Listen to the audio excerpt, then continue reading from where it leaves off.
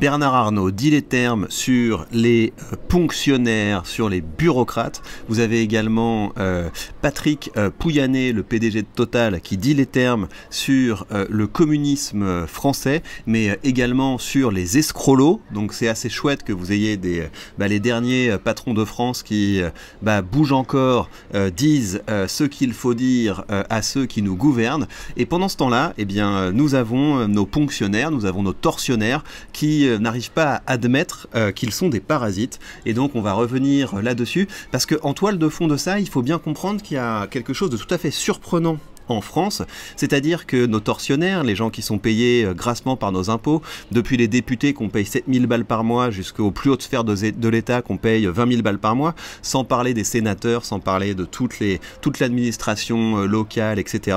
Eh bien, tous ces gens qui font tourner le pays, qui prennent les décisions sur le pays, préfèrent satisfaire les racailles au RSA, les retraités, les fonctionnaires, à savoir donc des gens qui participent à l'économie non productive. Ils préfèrent satisfaire ces gens-là plutôt que les gens qui payent leur salaire. Et donc il y a quelque chose de complètement fou ici, à savoir que les gens qui sont nos employés en fait, parce que quand vous êtes un contributeur net, tout ce petit monde ça devrait être vos employés, et ces gens nous crachent dessus. Et je me suis toujours demandé en fait pourquoi ils nous crachent dessus, et plus je réfléchis, plus je pense que c'est parce qu'ils nous prennent pour des baltringues. En fait, ça fait, si on n'était pas des baltringues, on n'aurait pas accepté un pays où les Français de valeur se font taxer à 70% d'impôts. Donc ils ont vu année après année, en fait, qu'on était des baltringues. Et donc on va rien faire. Et donc ils continuent à nous marcher dessus. Et donc c'est beaucoup plus intéressant pour eux de satisfaire leur manne électorale, à savoir les gens qui sont des récepteurs nets des aides, parce qu'en faisant des petits chèques comme ça, on peut s'assurer la prochaine élection. C'est beaucoup plus intéressant de viser les récepteurs nets, donc la classe parasite du pays, plutôt que la classe productive du pays, parce que la classe productive du pays est tellement occupée à bosser qu'elle ne se révolte pas. Mais en fait, je pense qu'ils ont été beaucoup trop présomptueux, et il y a un mouvement qui est en train de se lancer sans précédent, où toutes les forces vives sont en train de se barrer. Et les forces vives ont raison de se barrer de ce pays, parce que je pense que la chose qui sauvera la France, il y a quelque chose qui relève du culturel, à savoir dégauchiser la droite française, et puis il y a également quelque chose qui relève du fait de voter avec ses pieds. Et je pense que plus vite on coupera les vivres à la France, et plus vite l'État communiste s'effondrera, et plus vite on pourra reconstruire quelque chose d'un peu plus sérieux derrière. Alors on va écouter les différents protagonistes. Donc vous avez Bernard Arnault, c'est pas la première fois Bernard Arnault cette année qui met un gros taquet. Donc Bernard Arnault a été reconfirmé à la tête de LVMH à 85 ans, donc il est, c'est un patron indétrônable. Il avait déjà expliqué à quel point c'était difficile pour lui de revenir en France après avoir participé à l'inauguration de Trump, parce qu'aux États-Unis on promet des baisses d'impôts pour les entreprises, et en France tout ce qu'on promet c'est de continuer à nous massacrer d'impôts, parce que la France est un pays communiste clientéliste, et donc encore une fois on préfère arroser les parasites plutôt que de respecter un minimum les contributeurs nets au budget communiste. L'Europe, elle n'est pas dirigée par un pouvoir politique, mais par un pouvoir bureaucratique qui passe son temps à éditer des réglementations qui s'imposent malheureusement à tous les États membres, et qui d'ailleurs quelquefois, comme la France, en rajoute au passage pour compliquer encore la réglementation, et qui pénalise beaucoup nos secteurs d'activité. Ouais, et donc là, si vous voulez, je pense que le drame de l'Europe, c'est que l'Europe, c'est devenu en fait une structure technocrate, parce qu'ils ont voulu faire de la politique en fait. L'Europe, ça aurait dû être seulement un outil qui te permette de faire ton petit marché fiscal, à savoir c'est facile, on m'enquiquine pas si j'ai envie de passer d'un pays à un autre. Mais dès qu'on met des politicards, dès qu'on met des bureaucrates, ils peuvent pas se contenter en fait de faire ce qu'on leur demande et d'être à notre service. Ils doivent commencer à se prendre pour des autres, ils doivent commencer à intervenir dans le domaine de la culture. Enfin, on a vu les délires de ce qui se passe avec notre argent, les trucs que finance l'Union Européenne, la propagande, les trucs woke, c'est n'importe quoi quand on regarde comment l'Union Européenne s'arroge le droit de financer des associations avec notre fric. Enfin, voilà, si vous voulez, l'Union Européenne, ça met le communisme français au carré. C'est ça qui est complètement fou, alors que ça devrait être juste un grand marché. Nous, on leur demande juste d'être un grand marché, de pas nous casser les pieds, mais dès qu'on met des ponctionnaires quelque part, les ponctionnaires commencent à faire de la politique et commencent à rajouter rajouter des couches de n'importe quoi sur du n'importe quoi. Donc il faut évidemment que tout ceci dégage et qu'on fasse de l'Europe simplement un terrain de jeu pour les gens ambitieux et que les fonctionnaires arrêtent de se prendre pour des autres, quoi. Arrêtez de vouloir faire de la politique, arrêtez de vouloir faire de l'influence, fermez-la, rentrez dans vos bureaux et laissez-nous tranquilles. Alors on en vient à Patrick Pouyanné.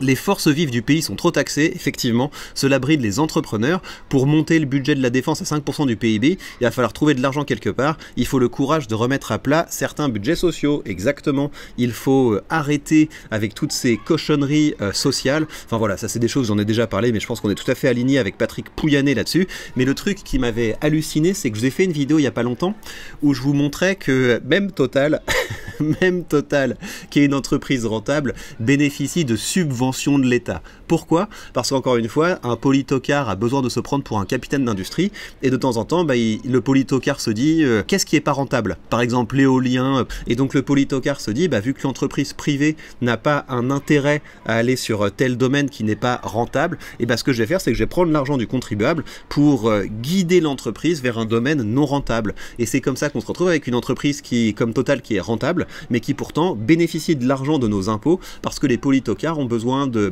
se prendre pour des capitaines d'industrie et d'orienter un petit peu, voilà, c'est le politicien stratège, n'importe quoi, quelqu'un qui a passé sa vie à vivre de l'argent des autres, qui n'a jamais rien créé de sa vie autre chose que de la dette, ne devrait pas s'arroger le droit de toucher à l'économie, mais en France c'est absolument n'importe quoi. Alors on va continuer avec les déclarations pleines de bon sens de Patrick Pouyanné. Ça vaut la peine d'écouter Patrick Pouyanné quand il fait des petites interventions. Là il est dans un forum de dirigeants à Lille et écoutez ce qu'il nous dit au sujet des escrolos. Une réalité, il faut s'organiser pour aller vers une énergie décarbonée, mais le dogmatisme, c'est à l'inverse, également de l'autre camp, croire que utiliser cette problématique du changement climatique à des fins politiques, pour croire qu'il faut mettre à bas le capitalisme, et que c'est tellement si simple que de décider qu'on n'utilisera plus de pétrole et de gaz. Donc on fait une campagne anti-fossile qui est juste à l'opposé de ce que veulent les consommateurs. Et la réalité de notre monde. La réalité de notre monde, en fait, c'est profondément parce que justement les 7 milliards ou les 6 milliards d'habitants de cette planète qui ne sont pas dans nos pays occidentaux, eux, ils aspirent à plus d'énergie. Ils aspirent à la croissance, qu'on le veuille ou non. Et on ne va pas leur imposer notre vision consistant à dire parce que nous sommes développés, vous devez continuer à moins vous développer, à moins consommer, à moins croître, à moins consommer de l'énergie, notamment parce qu'il y a le problème qui change. La décroissance, en fait, les décroissants décroîtront. Je pense que les gauchos n'ont pas attendu qui que ce soit pour décroître. Et moi, je pense qu'il faut accélérer la décroissance des gauchistes en leur coupant les subventions. Comme ça, ils vont être au pain sec et à l'eau et ça leur fera du bien. Parce que gardez à l'esprit que les gens qui parlent de décroissance sont des gens qui sont subventionnés par les gens qui vivent en allant chercher de la croissance année après année. Donc c'est quand même complètement fou. Il faut couper les vivres aux décroissants et ils décroîtront tranquillement et on s'en portera pas plus mal. Mais les hommes continueront à croître avec ou sans les gauchistes.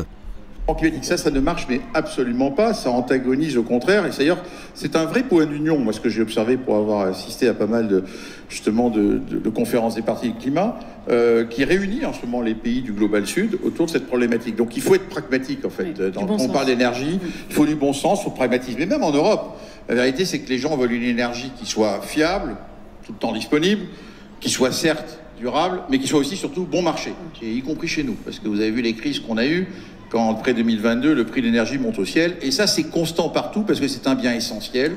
Donc notre mission, c'est de livrer cette énergie bon marché. Donc je suis tout à fait d'accord avec lui. La mission des entreprises, c'est de nous filer de l'énergie pas chère pour qu'on puisse continuer à croître. Et on croîtrait d'autant plus rapidement si on pouvait débrancher tout un tas de parasites, de sangsues qui essaient de se greffer à notre croissance. Alors, dernière petite chose. Donc là, vous avez vu, vous avez le monde des hommes, le monde des patrons. Je dis les hommes, mais vous pouvez très bien être une femme qui s'en sort très bien. Je dis homme comme je voudrais dire adulte par opposition aux gauchistes, vous voyez.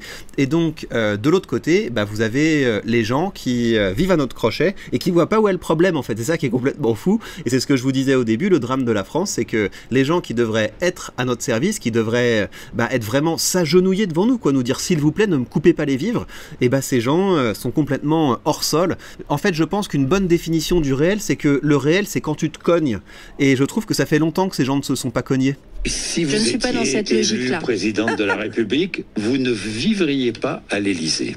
Mais c'est pas des questions qui se posent. C'est pas des questions, je vous dis ça parce qu'aujourd'hui, vous êtes présidente de l'Assemblée nationale. Et je ne vis pas à l'hôtel de la Serre. Non, alors ça c'est sûr, je vis chez moi. Je ne veux pas dépendre de ma fonction politique et je ne veux pas en dépendre financièrement. Et donc, aujourd'hui, je ne dois rien à l'État en termes financiers. J'ai mon indemnité et je ne vis... D'accord, ah ça va. Donc je ne dois rien à l'État en termes financiers, j'ai mon indemnité. Donc je pense que ça doit être un petit 15 000 balles. Hein, là. C'est quoi? C'est la présidente de l'Assemblée là. Et elle ose nous dire, grande princesse, non, non, je ne vis pas au crochet de l'État car j'ai décidé de refuser de vivre au palais et en échange j'ai une indemnité. Voilà, plutôt que d'avoir du bien en nature, j'ai du bien en cash.